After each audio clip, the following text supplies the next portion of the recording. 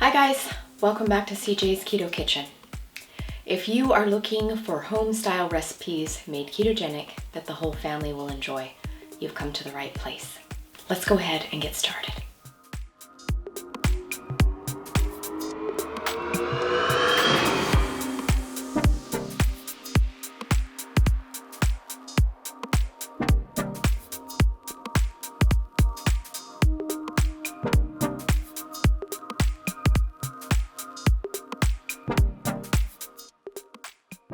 Today is the first day of autumn here in the Western Hemisphere, and so I thought it would be the perfect time to start rolling out the pumpkin recipes. And tonight we have a very simple recipe, and it is going to be pumpkin mug cake, and it is going to have a maple nutmeg frosting. It's very easy and it serves too.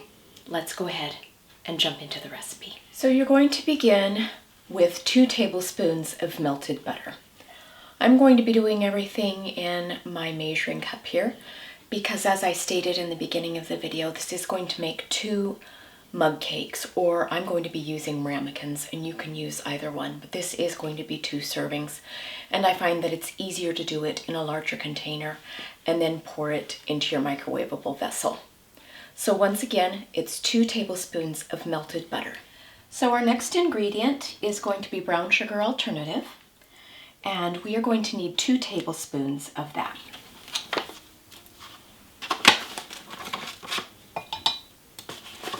And we can go ahead and whisk that into our melted butter.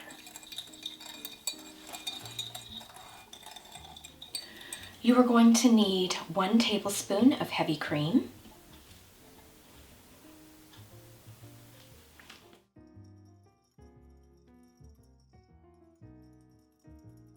I'm going to add a couple of squirts of vanilla extract. You can add any flavor of extract that you feel would go well with pumpkin.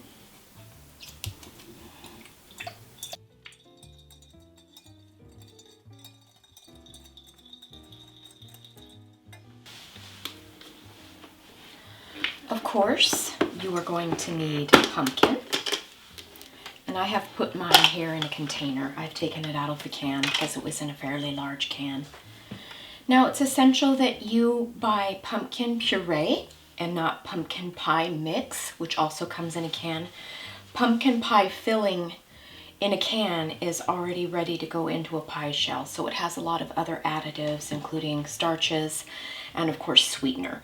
So you want just regular pumpkin puree, and you need 3 tablespoons of that.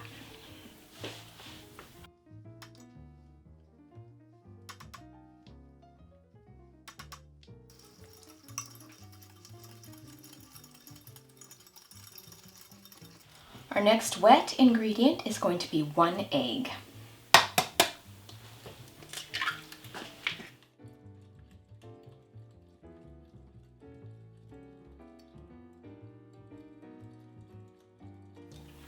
And you want to make sure that you're thoroughly mixing along the way, because it's quite common for your ingredients to settle down at the bottom of the bowl, and we want to make sure that everything is thoroughly combined.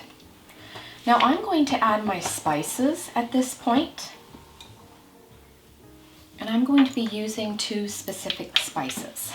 So I have pumpkin pie spice, which you saw me purchase in my Trader Joe's haul, and it is a combination of autumn spices. And then I'm also going to be putting in a little bit of fresh nutmeg because I really enjoy it. But use whatever pumpkin pie themed spices you enjoy. You could use straight cinnamon if you prefer.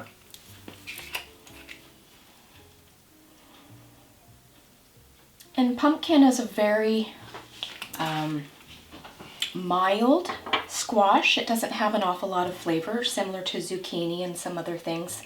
So it's really important that you're using a significant amount of spice if you want it to have that true pumpkin pie flavor. The other important ingredient before I add the nutmeg is salt. I can't stress enough how important salt is, especially in mug cakes. I know making the prototypes, I made 2 different prototypes for CJ to try, and salt makes an enormous difference in the flavor of your pumpkin mug cake. So I have half a teaspoon here. So for whole nutmeg, you just need a rasp. And I'm just going to put a little bit here. Whole nutmeg comes, as you see, usually they're completely rounded, but I have used mine, and you can use them a number of times. And I'm just going to grate it.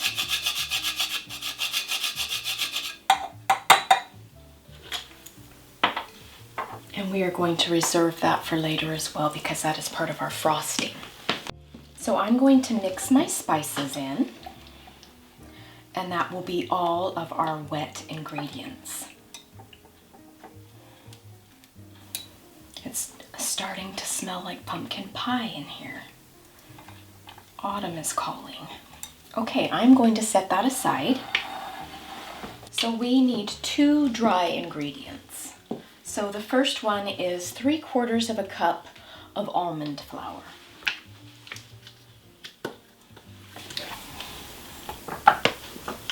Our next ingredient is baking powder, and we need 1 teaspoon of baking powder. And I'm just going to sift that around a little bit, like I usually do, just to incorporate our leavening into our flour. And that way you can ensure that you don't have any large chunks of baking powder. That would be quite bitter if someone were to bite into that in their cake. Okay, so our dry ingredients are combined. I'm going to start putting the dry ingredients into the wet ingredients and stirring very well.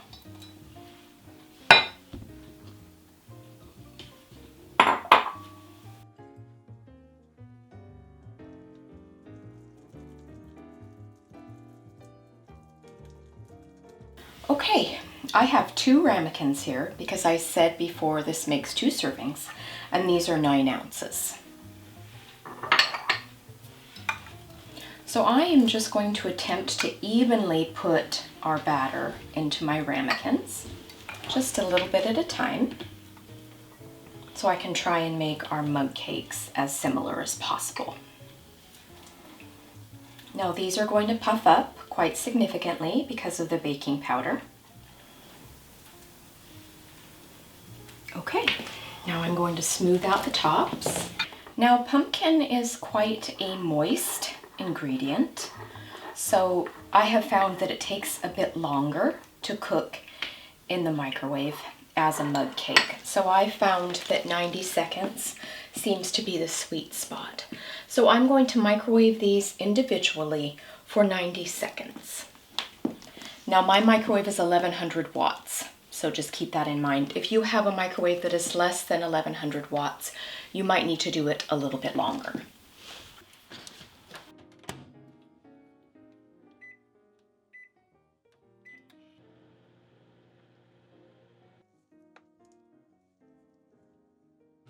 Please remember to be very careful removing your hot mugs or ramekins from the microwave, because even though they're only in there for 90 seconds, they do get very warm.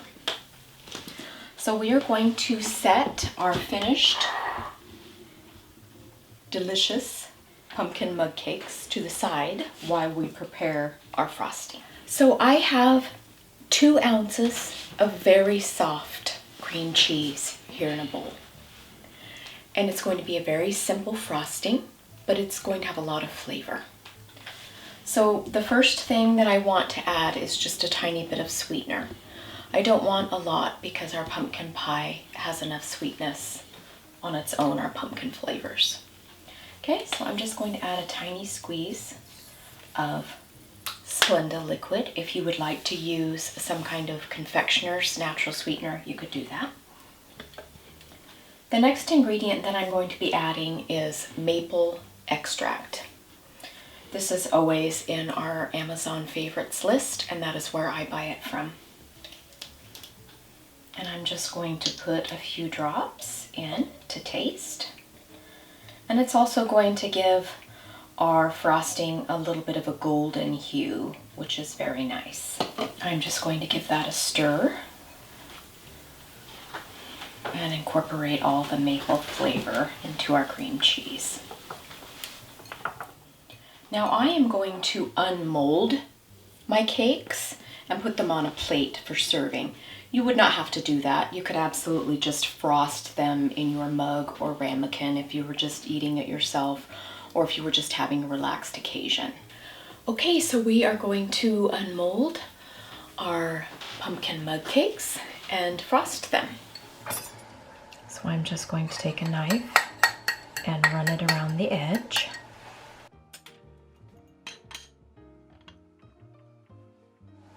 Okay, there it is. And I'm just going to take some of my frosting.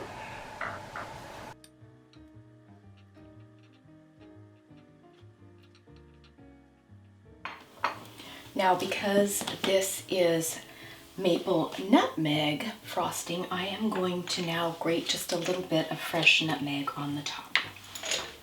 It's going to be very flavorful and it's going to be very pretty.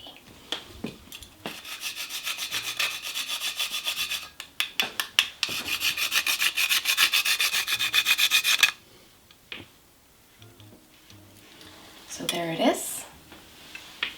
There's our beautiful 90-second pumpkin mug cake with maple nutmeg frosting. It is time for an autumn treat. This is pumpkin mug cake with maple nutmeg frosting. And CJ is going to taste it for us. CJ? Hi. This is a pumpkin mug cake with maple nutmeg frosting. Good. I look weird smiling all the time. I feel weird. Well, you're definitely weird, but... Good. Alright. So what is this? Pumpkin... mug cake. What do we call it? Pumpkin mug... It's 90-second. Because it took 90 seconds.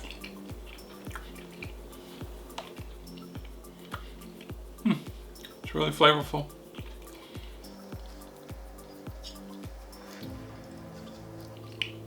This feels a little bit denser than the prototypes. It's good. I'm not complaining. This one is a little bit denser. So I like the frosting. And yeah, nice treat for people to have. 90 seconds. I was here. Saw it twice. And yeah, nice little treat, which is what mug cakes are all about. That's right, portion control. And by the way, you don't have to eat both of them in one night. That's right. Thanks, baby. I think people will like it. Thanks. Bye. Bye.